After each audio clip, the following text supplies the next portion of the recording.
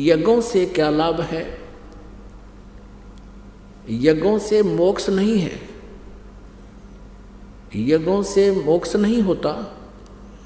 एक मंत्र है, परमात्मा के पाने का एक नाम है, मंत्र है, जाप है, उससे मोक्ष होता है।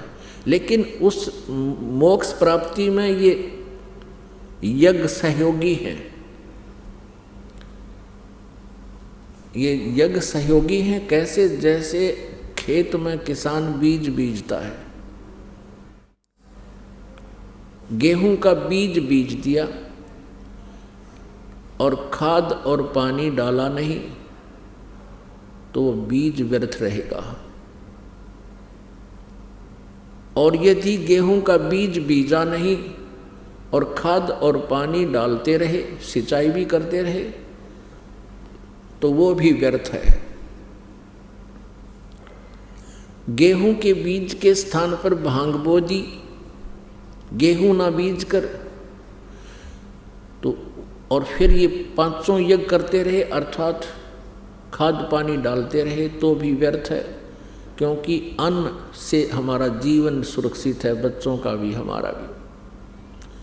अब ध्यान से सुनना, ये दास कहना क्या चाहता है।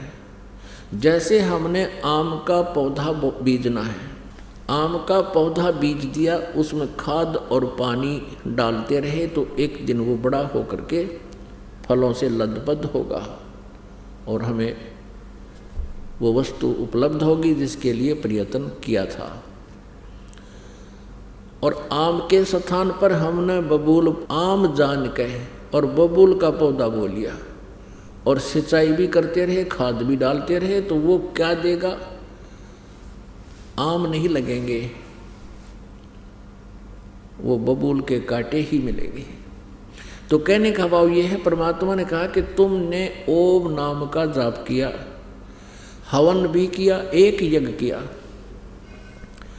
वैसे तो पांचों यज्ञ करने चाहिए, वैसे दूसरा यज्ञ स्वाध्याय से हो जाता है, जिसको ज्ञान यज्ञ कहते हैं। अब परमात्मा बताते हैं कि तुमने प्रयत्न किया, लेकिन बबूल का बीज बो लिया, ओम का मंत्र जाप कर दिया, ये बबूल का बीज है। और हवन यज्ञ, धर्म यज्ञ, ये मान ली, ये भी आपने कर ली, खाद पानी भी डाल दिया, तो बबूल का पेड़ पाक गया, आम का बीज बोया नहीं। अर्थ कहने का भाव ये है कि आप जी ने पूर्ण परमात्मा की साधना नहीं की, इस काल ब्रह्म तक की साधना की, या ब्रह्म के पुत्र हैं रजगुण ब्रह्मा, सतगुण विष्णु, तमगुण शिव जी, इन देवताओं की जो पूजा की,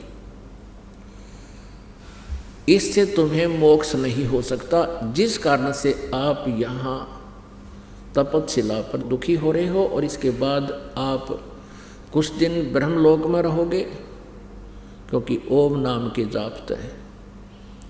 उसके बाद आप नरक में भी जाओगे, क्योंकि पूर्ण परमात्मा की जब तक भक्ति हमें नहीं मिलती पूर्ण संत के माध्यम से, तब तक हम अपना वर्क डन ही पाते हैं, किया हुआ कर्म ही प्राप्त होता है। जैसा कर्म करेगा वैसा ही फल यहाँ का भगवान देता है।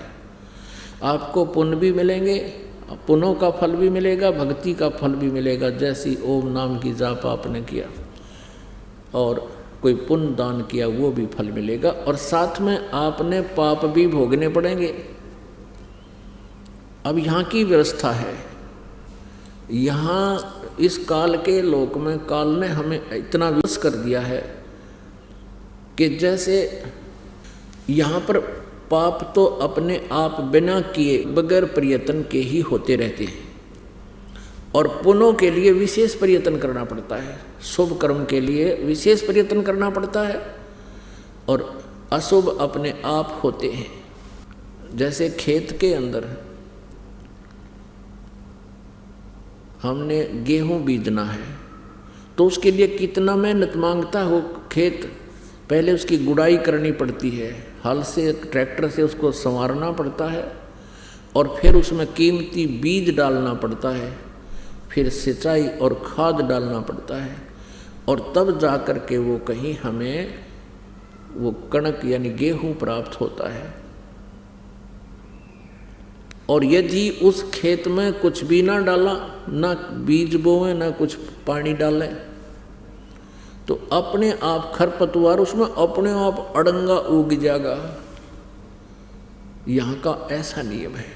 जब हम सत साधना करेंगे, परमात्मा की भक्ति करेंगे, तो उसके लिए हमने समय भी डिवोट करना पड़ेगा और हमने दान भी करने पड़ेंगे, साधना भी करनी पड़ेगी। शुभ कर्मों के लिए तो खूब कमर तोड़ मेहनत करनी पड़ेगी और अशुभ अपने आप हो जाएंगे। पृथ्वी ऊपर पग जो धारे, करोड़ जीव एक दिन में मारे। सत्य ब्राह्मण की है हत्या, जो चौका तुम देवो नेता। ब्राह्मण सेंस हत्या जो होई, जल स्नान करत हो सोई। खान पान में दमन प्राणी, कैसे पावो मोक्ष निशानी।